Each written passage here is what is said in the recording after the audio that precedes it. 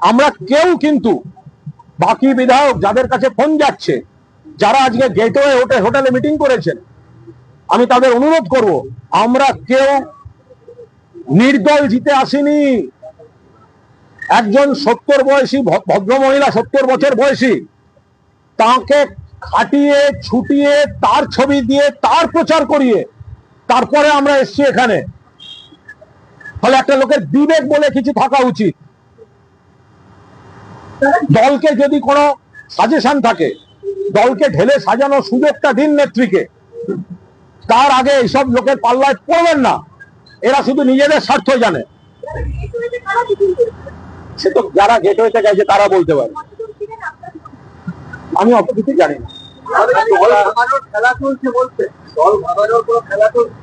হতে পারে, কিন্তু এই যে দল ভাঙানোর খেলা চলা বা এই যে আপনি যে প্রশ্ন করছেন, তার জন্য আপনার প্রশ্নের উত্তরে বলি, এর জন্য আমি বিজেপিকে আগে বেশি দোষ দিতে যাব না।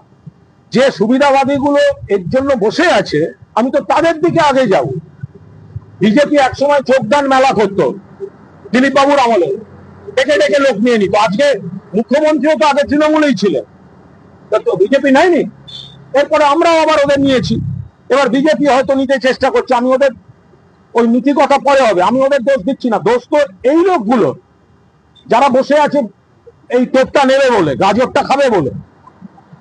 একটা কৃতজ্ঞতা বোধ থাকবে। আই রিপিট, আমি বাকি বিধায়কদের হাত জোর করে অনুরোধ করব, যারা এই কৃতজ্ঞতার পাল্লায় পড়ছেন, আমার একটা অনুরোধ, আমরা কেউ নির্দল জিতে আসিনি। আমরা জিতে এসেছি তৃণমূল কংগ্রেসের প্রতীকে, তৃণমূল কংগ্রেসের দলের প্রার্থী মমতা বন্দ্যোপাধ্যায়ের ছবি ব্যবহার করে, এবং মমতা বন্দ্যোপাধ্যায়কে যারা ভোট দিয়েছেন সেই ভোট আমরা পেয়ে বিধানসভায় এসেছি। দম থাকলে নির্দল হোক আলাদা, নিজেরা জিতে এসে তারপর আমরা এসব করতাম।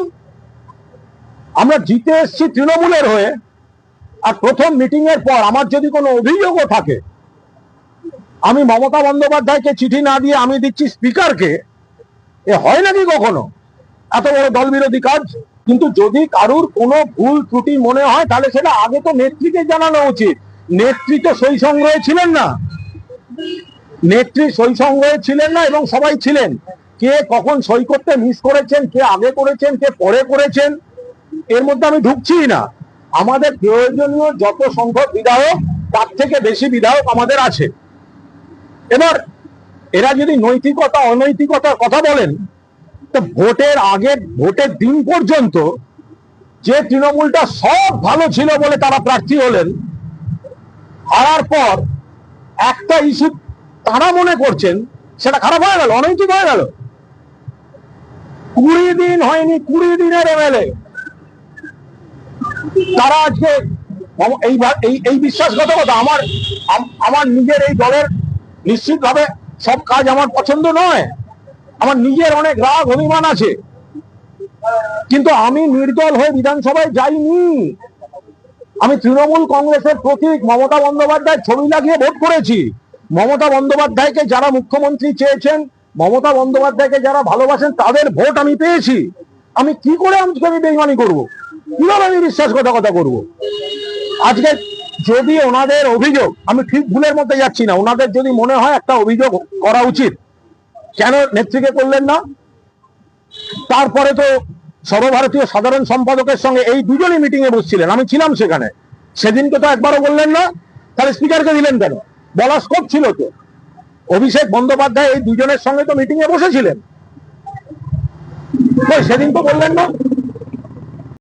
সেটা কি করে হতে পারে?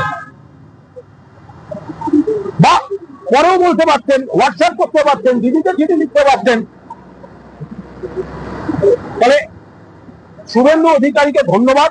তৃণমূল কংগ্রেস বিশ্বাসঘাতকদের বিরুদ্ধে যে ব্যবস্থা নিয়েছে, উনি সেটা জাস্টিফাই করে দিয়েছেন। কারণ উনিও বুঝেছেন এরা সব এখন ভালো সাজার জন্য করছে।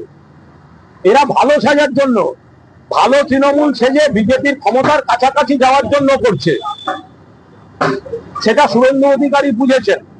ওরা ওদের রাজনৈতিক কৌশলে এদের মদত দেবেন কি দেবেন না, সে তাদের ব্যাপার। বাট শুভেন্দু অধিকারী অত্যন্ত সচেতন ভাবে নাম দুটি বলে দিয়েছেন এদের এক্সপোজ করে দেওয়ার জন্য। শুভেন্দুকে ধন্যবাদ জানাচ্ছি।